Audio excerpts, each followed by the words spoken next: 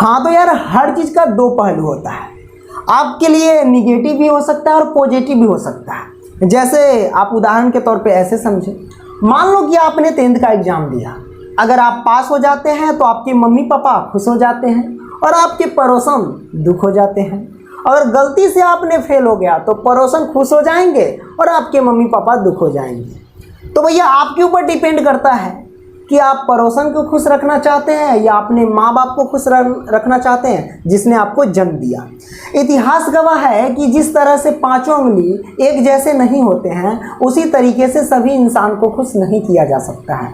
लेकिन आपके लाइफ में कुछ ऐसे इंसान होंगे जिसके खुशी के लिए आप कुछ भी कर सकते हैं, चाहे वो आपके माँ बाप हो या आपके गर्लफ्रेंड हो, कोई भी हो सकता है जिसे आप आदर्श मानते हो। ठीक है, हाँ तो यार बिना ये बकबक करते हुए अब चलते हैं मुद्दे पे। मुद्दा हमारा यह है कि जुलाई से हम कैसे पढ़ें। ठीक है, ये जून आप समझो कि ये बीतने वाला है। आपने हर मतलब क्या है ना कि सबका शादी देख लिया, आपने मौसी का शादी देख लिया, भैया का शादी देख लिया, बहन का शादी देख लिया, वगैरह वगैरह रिलेशन में जितने भी है सभी का शादी देख लिया, धूम मचा के नाच भी दिए। ठीक है, अब जुलाई, ये जो जून तक होता है ना, यहाँ तक समझो कि शादी विवाह होती है, जुलाई से आप समझो कि खत्म हो जाती है। ठीक है, तो जुलाई के बाद आपको देखना है कि भैया अब हम कैसे पढ़ाई करना है, वो एक रणनीति आपको बनानी पड़ेगी। ठीक है, क्योंकि बात है किसी और के खुशी के लिए हम पढ़ रहे हैं, या आपका मम्मी पापा हो सकता है या कोई और भी हो सकता है। ठीक है, ज़्यादा उम्मीद करूँगा कि आपके मम्मी पापा के अलावा कोई ना हो। ठीक है, तो भैया जुलाई से हम कैसे पढ़े, तो हम आपको एक बता देते हैं एक चीज़, एक लाइन्स है, अंबेडकर जी ने कहा, एक नारा दिया है कि शिक्षा शेरनी का दूध है। क्या है? शिक्षा शेरनी का दूध है, जिसने पिया है उसी ने दहाड़ा है। इसको अगर थोड़ा मॉडिफाइड करके यानी न्यू वर्जन में बोलूँ तो ऐसे बोल सकता हूँ कि शिक्षा वह शेरनी का दूध है जिसने जितना पिया है उसी ने उतना दहाड़ा है। तो दहाड़ना है तो भाई पढ़ना तो पड़ेगा, है ना। तो मेन टॉपिक है, टाइटल हमारे पास है जुलाई से कैसे पढ़े। अब देखो भाई, ये जून को छोड़ दो, शादी विवाह में बीत गया, कोई दिक्कत नहीं है, जाने दो। अब आती है बात जुलाई, अगस्त, सितंबर, अक्टूबर, नवंबर, दिसंबर। ठीक है, इन महीने में आपको पूरा सिलेबस कंप्लीट कर लेना है।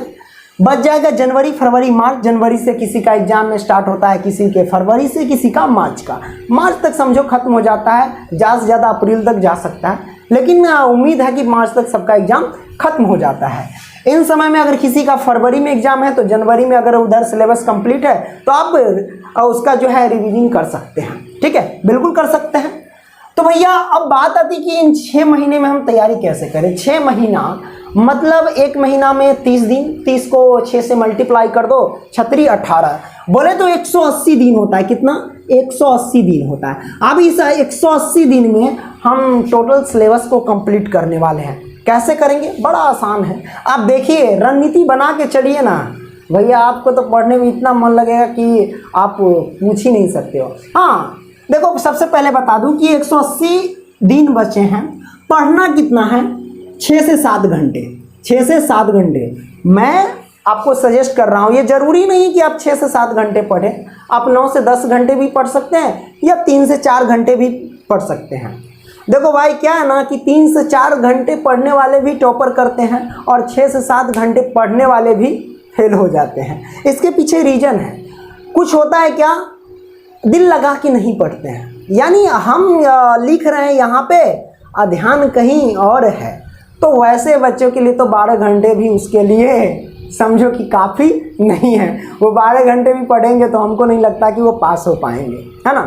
तो भैया अगर आप 3 से 4 घंटे दिल लगा के भी पढ़ते हैं तो आपको बहुत अच्छा मार्क्स आ जाएगा। ठीक है, तो आइए हम रणनीति की ओर चलते हैं।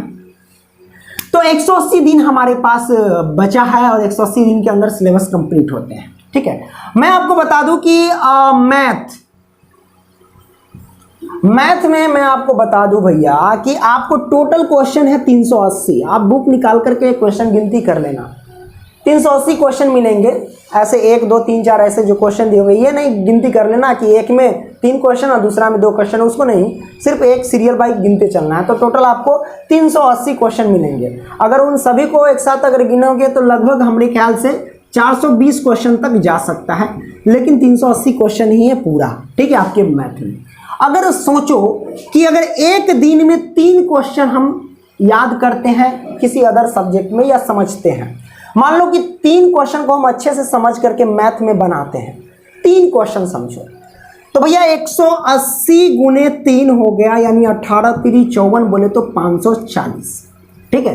540 क्वेश्चन आप अच्छे से कवर कर पाओगे। अब देखो है क्वेश्चन कितना 380, आप तैयारी कर लोगे कितना मैथ में 540 क्वेश्चन, बड़ा सिंपल है, ठीक है। तो भैया आप जो है एनसीईआरटी बुक में मैं बात कर रहा हूँ, एनसीईआरटी बुक में जो है आपका टोटल कितना क्वेश्चन है 380, अदर बुक में तो आपको तो बहुत मिलेगा, ठीक है।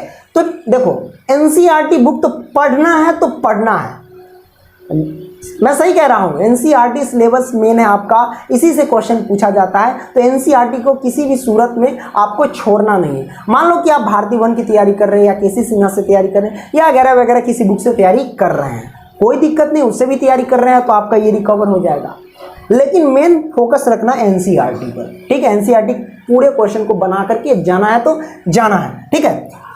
तो एनसीईआरटी बुक आप पढ़ेंगे 6 से 7 घंटा। अब 6 से 7 घंटा आप देखो, इसमें अब कहीं पागल ना हो जाना 6 से 7 घंटा पढ़ के, क्योंकि लगातार नहीं पढ़ना है, लगातार पढ़ोगे ना तो पता चलेगा अपने आप बोल रहे हो, बनाते बनाते क्वेश्चन गलती हो जाएगा, बन नहीं रहेगा, कहोगे अरे कल तो मैंने इसको बनाया था, अभी क्यों नहीं बन रहा है। वो इसलिए कि आप लगातार पढ़ रहे हैं ना, इसलिए ऐसा हो जाता है, ठीक है।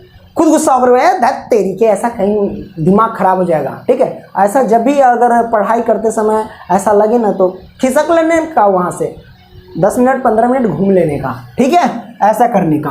तो लगातार 6 से 7 घंटा आपको नहीं पढ़ना है, 6 से 7 घंटा आपको रूटीन बना लेना है कि किस तरह से इसको मैनेज करना और किस तरीके से किस टाइम में हमें सब्जेक्ट पढ़ना है, ठीक है।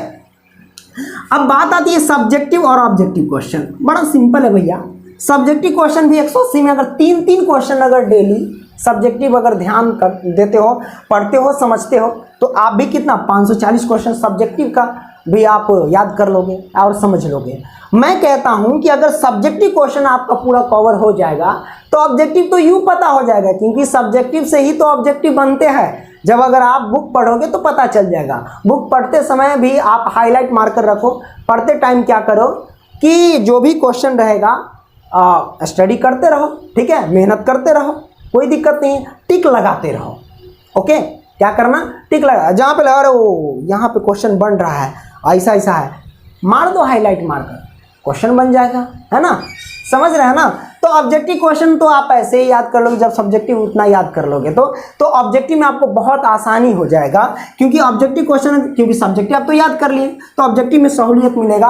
540 क्वेश्चन ऐसे ही याद कर लोगे पूरा। अगर प्योर एनसीईआरटी से पढ़ के जाओगे तो अगर इतना तैयारी है कन्फर्म, तो यार आपको मैं कहता हूँ ना 95% जो है ना लाने से कोई नहीं रोक सकता है। मैं सही कहता हूँ, हाँ, झूठ क्या लगता है, मैं सही नहीं कह रहा हूँ, ठीक है। अब इसके बाद तुम्हारे ऊपर जितना क्षमता हो, जितना तुम आप याद कर सकते हो ऑब्जेक्टिव सब्जेक्टिव, तुम्हारे ऊपर डिपेंड करता है। लेकिन कंफर्म एनसीईआरटी बुक से ये जो 540 क्वेश्चन है ना, ये 6 महीने में आप कंप्लीट कर लेना कंफर्म। आप पूछे तो ऑप्शन की जरूरत नहीं, डायरेक्ट जवाब देने का वैसा।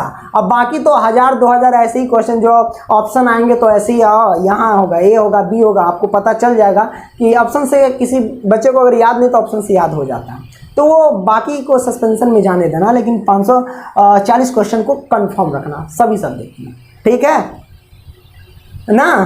ठीक है, याद रखना, माँ बाप का नाम रोशन करना है, बुराना नहीं है, ये नहीं कि आप फेल हो गए तो पड़ोसन ताना देने लगे, ओके, ठीक है, पढ़ना मन लगा के। तो भैया ये जुलाई से तैयारी करने का ये जो तरीका है आपको कैसा लगा, कमेंट करके बताना और दोस्तों को भी शेयर करना। और मैं कहता हूँ देखो, पहले बता दूँ कि भैया लिंक डिस्क्रिप्शन में जा करके चेक कर लेना, वो मैथ का, साइंस का, हिंदी का, सभी का लिंक मिलेगा, चेक कर लेना, जा करके पढ़ना, अच्छे से पढ़ना, मन लगा के पढ़ना। तब तक के लिए बाय, ओके, चलो फिर मिलेंगे। जिंदगी रही तो, जिंदगी तो है ये है।